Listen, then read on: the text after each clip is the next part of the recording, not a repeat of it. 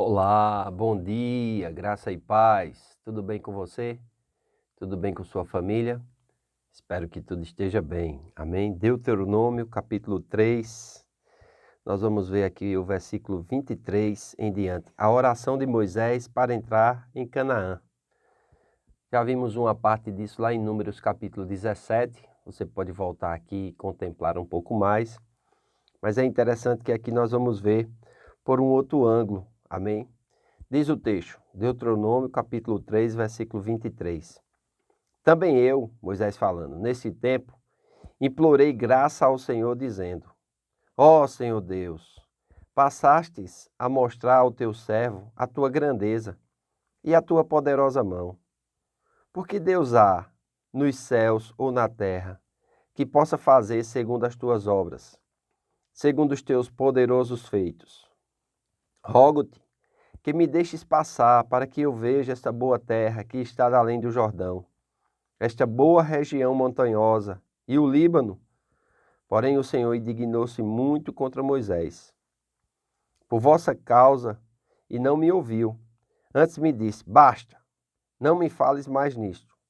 Sobe ao cimo de Pisga, levanta os olhos para o ocidente e para o norte e para o sul e para o oriente, e contempla com os próprios olhos, porque não passarás este Jordão. Dá ordens a Josué e o animam, e fortalece-o, porque ele passará adiante deste povo, e o fará possuir a terra que tu apenas verás. Assim, ficamos no vale, defronte de Bet-peor. Olha que coisa interessante nós vemos aqui nesta oração de Moisés, né? Nós vemos aqui que a graça de Deus, ela tem um limite. E é muito importante nesses dias que nós estamos vivendo, né, onde tem sido ensinado muito sobre uma graça que leva à libertinagem, entender que a graça de Deus tem limite. O amor de Deus não aceita tudo, amém?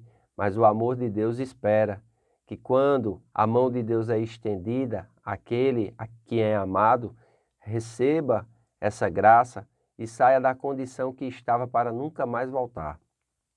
Então é muito importante nós entendermos isso. Né? Moisés vai dizer aqui que implorou a graça do Senhor. Mas o que ele tinha feito era muito sério também. Né? Deus tinha mandado ele falar a rocha e ele bateu na rocha. E nós vamos ver na revelação lá no Novo Testamento que diz que aquela rocha era Cristo.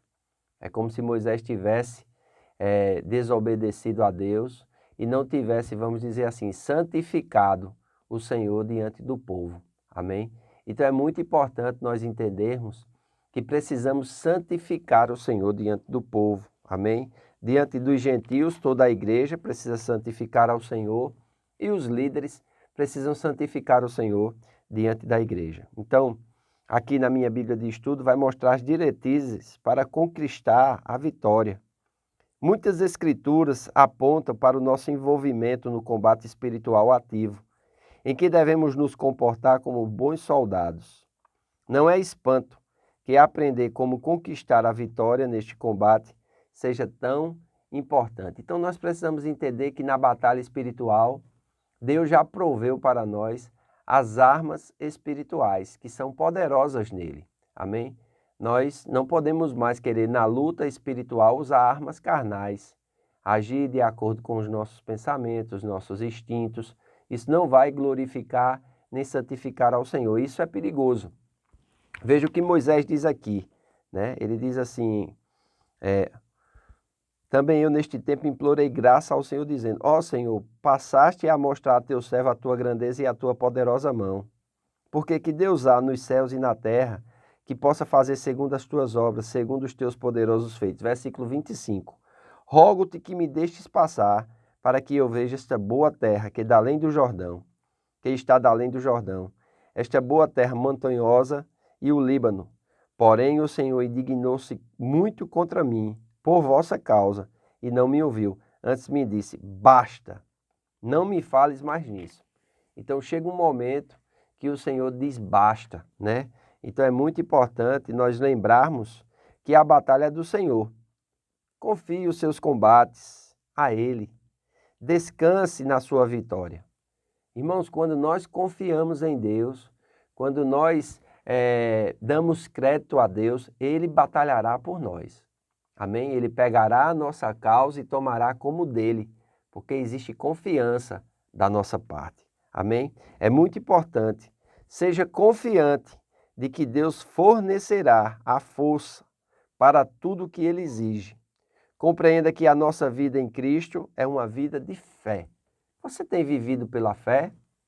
Ou você tem se deixado levar pelas notícias dos jornais? Você tem se deixado levar pelo que está acontecendo nas redes sociais? Nós estamos vivendo tempos hostis, tempos difíceis, né? Até os líderes estão assim perplexos, muitos deles desanimados, outros angustiados, outros depressivos. É muito importante nós avaliarmos o nosso coração, amém? E compreender que a nossa vida em Cristo é uma vida de fé. Isso faz com que a gente dependa constantemente de Deus. Moisés aqui não, irado com o povo, ao invés de depender de Deus e só falar a rocha, não, ele feriu a rocha e a feriu 2 vezes. Por isso que o Senhor se indignou contra ele, amém? E disse, basta, não me fales mais nisso. Exatamente por não ter santificado a Deus diante do povo, Moisés ficou de fora. Mas aquilo não era o fim, amém? Moisés tinha que preparar seu sucessor, Moisés tinha que orientá-lo, Moisés tinha que motivá-lo, Moisés tinha que deixar ele comprometido com a causa. E é interessante, o versículo 28, Deus diz, dá ordens a Josué e anima-o e fortalece-o, porque ele passará diante deste povo e o fará possuir a terra que tu apenas verás. Assim ficamos no vale de fonte de Bet-peor. Então aqui Moisés, ele vai dizer que ele não passará, mas o seu sucessor, Josué, passará e passará adiante do povo. Por isso ele precisa estar animado, por isso ele precisa ser forte, por isso ele precisa aprender com os erros do seu líder, para que ele não venha cair nos mesmos erros ou fazer outros piores. Amém? Então é muito importante nós entendermos isso aqui.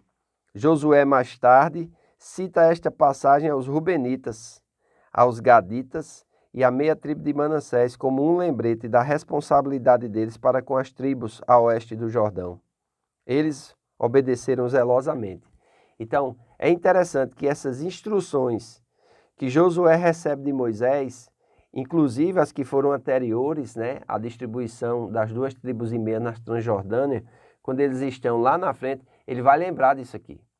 Amém? E é interessante, os homens também lembrarão e obedecerão. Como é importante o exemplo de líderes piedosos, amém? De líderes comprometidos com o Senhor, que não somente falam, mas fazem, que não somente apontam, mas vão juntos, muitas vezes adiante, quando ninguém está lá, o líder está, para preparar tudo, para que quando todos cheguem, tudo esteja pronto e eles desfrutem do banquete do Senhor. Você tem sido abençoado numa igreja idônea, numa igreja que ensina a palavra de Deus? Você tem sentado e tem sido alimentado e tem sentado para ouvir e Deus tem te capacitado, Deus tem te feito prosperar, Deus tem te dado graça. Não se esqueça dos seus líderes. Não se esqueçam daqueles que são os primeiros que chegam e últimos que saem, para que você possa ser bem nutrido, bem alimentado na santa palavra de Deus. Não esqueça daqueles que estudam, que passam horas preparando para que, quando abrirem a boca, sejam alimento de Deus para a sua vida. Amém? Ajude-os, recompense-os, estimule-os, motive-os. É muito importante isso. Então, Deus aqui fala sobre o sucessor de Moisés, Josué.